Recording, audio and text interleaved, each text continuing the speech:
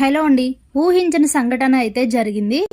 అందరికీ చాలా చాలా ఇంట్రెస్టింగ్గా అయితే ఉంటుంది ఈ ఎపిసోడ్. మిస్ అవ్వకుండా కంప్లీట్గా చూడడానికి ట్రై చేయండి. వీడియోలోకి వెళ్ళినట్లయితే మాలిని ఇంటి నుండి నేరుగా ఆఫీస్కి వచ్చిన జ్యోత్స్న అక్కడ తను వచ్చేసరికి అక్కడ దీప, కార్తీక్, సూరజ్ ముగ్గురు తన కోసం వెయిట్ చేస్తూ ఉంటారు. ఏంటి మీ అందరు నా ప్లేస్లో ఉన్నారని అడిగితే నువ్వు ఫస్ట్ ఎక్కడికి వెళ్ళావో చెప్పని అడుగుతుంది దీప. ప్రతిదానికి నీ పర్మిషన్ తీసుకునే అవసరం నాకు లేదు అని అంటే నువ్వు నా దగ్గర పనిచేస్తున్నావు అని అంటుంది దీప. నువ్వు ఇప్పుడు సీఈఓ కాదు, డిఏవి. మరి సీఈఓ గారికి చెప్పకుండా ఎలా వెళ్ళిపోతావు అని అడుగుతాడు సూరజ్. అప్పుడే 5వ క్లాస్ చదువుతున్న దీప దగ్గర నిన్ను అసిస్టెంట్గా పెట్టడం ఏంటని మాలిని అన్న మాట అయితే గుర్తుకొస్తుంది జ్యోత్స్నకి. అలాగే madam, sorry madam, next time నుంచి ఇది రిపీట్ కాదు అని చెప్తే ఇంతకీ ఇప్పుడు ఎక్కడికి వెళ్ళావో చెప్పు అని అడుగుతారు ముగ్గురు. హెడేక్గా ఉంటే టాబ్లెట్ తెచ్చుకోవడానికి వెళ్ళాను, దానికి కూడా ఇన్ని క్వశ్చన్స్ వెయ్యాలా అని అడిగితే అవునా, టాబ్లెట్ తెచ్చుకోవడానికి వెళ్ళావా, టాబ్లెట్ ఏది అని అడుగుతాడు సూరజ్. వేసుకున్నాను అని చెప్తుంది జ్యోత్స్న.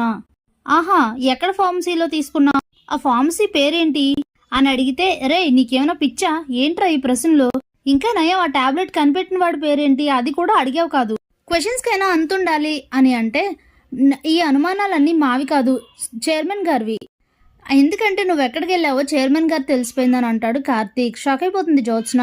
అందుకే నేను రాగానే ఇంటికి తీసుకురమ్మన్నారు పదా అని చెప్పి ఇక అందరూ కూడా శివనారాయణ ఇంటికి వస్తారు. శివనారాయణ అయితే రెడీగా అక్కడ వెయిట్ చేస్తూ ఉంటారు. ఇంతలోనే పారిజాతం వస్తుంది ఇంటికి.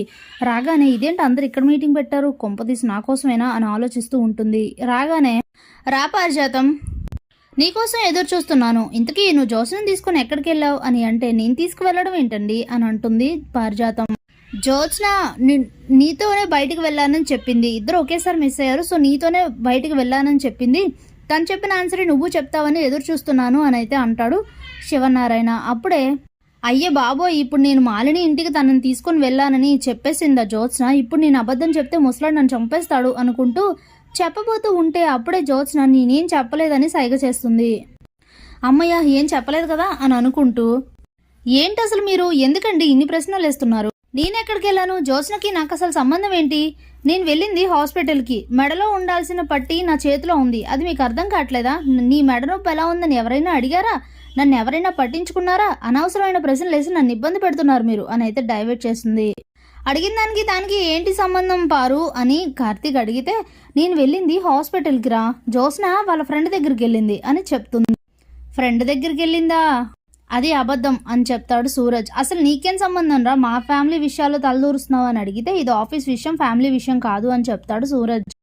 జ్యోత్స్న ఒకటి చెప్పింది, నువ్వు ఒకటి చెప్పావు పారిజాతం, తనకి తలనొప్పి వస్తే టాబ్లెట్ తెచ్చుకోవడానికి వెళ్ళానని తను చెప్పింది, నువ్వేమో ఫ్రెండ్ దగ్గరికి వెళ్ళిందని చెప్తున్నావు, ఏది నిజం అని అంటే అప్పుడే జ్యోత్స్న ఈ గ్రాని అసలు ఊరికే ఉండదు కదా అని అనుకుంటూ అదే తాత, నాకు తలనొప్పిగా ఉంటే ఇంతలోనే మా ఫ్రెండ్ కాల్ చేసింది, ఎక్కడుందంటే కరెక్ట్గా అక్కడ మెడికల్ షాప్ ముందే ఉంది అంటే ఆ టాబ్లెట్ తెచ్చుకోవచ్చు, తన్నే కలవచ్చు కదా అని అలా వెళ్ళాను, గ్రానీ ఫోన్ చేస్తే అదే చెప్పాను, అందుకే అలా చెప్పింది అని అయితే కవర్ చేస్తుంది.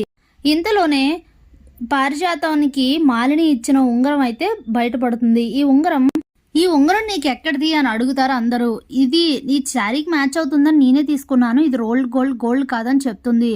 అప్పుడే సూరజ్ ఆ రోజు అవార్డ్ ఫంక్షన్ దగ్గర తన ముందే మాలిని ఉంగరం పడిపోతే మీ ఉంగరం పడింది తీసుకోండి అని చెప్తాడు కదా సూరజ్, అది గుర్తు చేసుకుని ఇది అదే ఉంగరం కదా, అంటే ఇది మాలిని గారు ఉంగరమే కదా అని ఆలోచిస్తూ ఉంటాడు.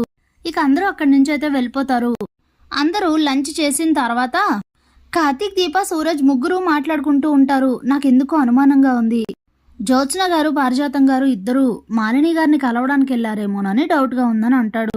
షాక్ అయిపోతారు దీప, కార్తీక్. అదేంటి బ్రదర్ అలా అంటున్నావు, నువ్వెలా చెప్తున్నావు అని అంటే ఆ రోజు ఉంగరం పడిపోతే ఆ ఉంగరం తీసుకోండి తీసి మాలిని గారి చేతికి ఇచ్చింది నేనే కదా, ఇది అదే ఉంగరం బ్రదర్, నేను కరెక్ట్గా గుర్తుపట్టగలను అని చెప్తే అంటే మాలినియే పారిజాతం గారికి ఉంగరం ఇచ్చిందంటావా బావా అని అడుగుతుంది దీప.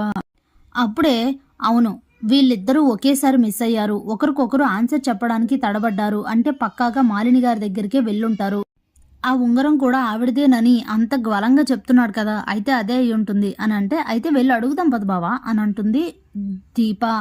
ఇలా వెళ్ళి అడిగితే ఎవరు తీశారు, ఎవరి దగ్గరికి వెళ్ళాము మీకు అలా తెలుసు, అలాంటి ఉంగరాలు ఇంకెక్కడ ఉండవా అని నిలదీస్తారు. అలా కాదు, ఏదో ఒక ఆధారం లేకుండా మనం మాట్లాడలేం అని అంటే సరేలే అయితే వాళ్ళిద్దరూ మాట్లాడుకుంటున్నప్పుడు పక్క నుంచి వింటే అన్నీ అవే తెలిసిపోతాయని అయితే అంటూ ఉంటుంది దీప.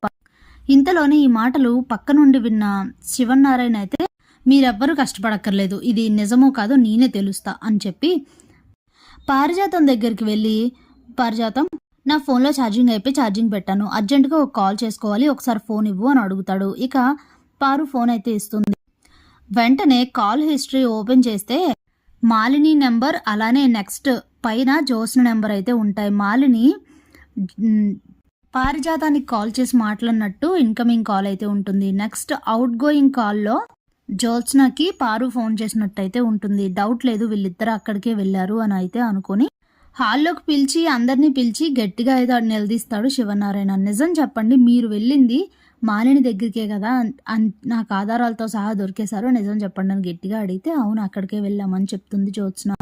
చెప్పలేనంత కోపంతో మండిపడిపోతూ ఉంటాడు శివనారాయణ. తనతో పాటు ఇటు సుమిత్రకు కూడా చాలా కోపం అయితే వస్తుంది. అక్కడికి ఎందుకు వెళ్ళావని చెప్పి గోబ మీద లాగిపెట్టి ఒకటి పీకుతుంది జ్యోత్స్నని. ఆ ఇంటికి వెళ్లాల్సిన అవసరం ఏంటి నీకు? నిన్నే మావయ్య గారు అన్నీ చెప్పారు, జాగ్రత్తగా ఉండమని చెప్పారు, మళ్ళీ మీరు చేసేది ఇదేనా?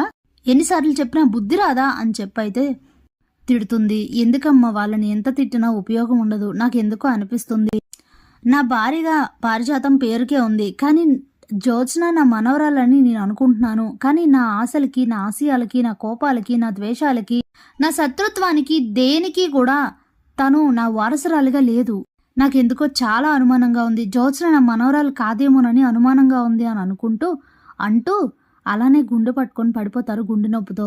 నీ వల్లే మామయ్య గారికి పరిస్థితి వచ్చింది అని చెప్పి చాలా కోపంగా తిడుతూ ఉంటుంది సుమిత్ర. అప్పుడే కార్తీక్, నిజమే తాత నువ్వు అన్నది, తను నీ మనవరాలు కాదు, నీ మనవరాలు దీప, చెప్పే రోజు తొందరలోనే వస్తుందని అనుకుంటూ ఉంటారు. వెంటనే తీసుకెళ్లి హాస్పిటల్లో అడ్మిట్ చేస్తారు శివనారాయణ్ని. ఇంతలోనే పారు తన మనసులో అనవసరంగా మాలిని ఇంటికి వెళ్ళాను, నా భర్త ప్రాణాల మీదకి నేనే తెచ్చుకున్నానని బాధపడుతూ ఉంటుంది. డాక్టర్ దగ్గర తీసుకెళ్లి చూపిస్తే కొంచెం రెస్ట్ ఇవ్వండి, ఆయన పెద్ద వయసు కదా, ఆయన తట్టుకోలేని విషయాలు, నచ్చని విషయాలు చేయకండి, అప్పుడే ఆయన హెల్దీగా హ్యాపీగా ఉంటారు, లేదంటే మీకే ప్రాబ్లం అవుతుందని అయితే చెప్తారు. Thanks for watching.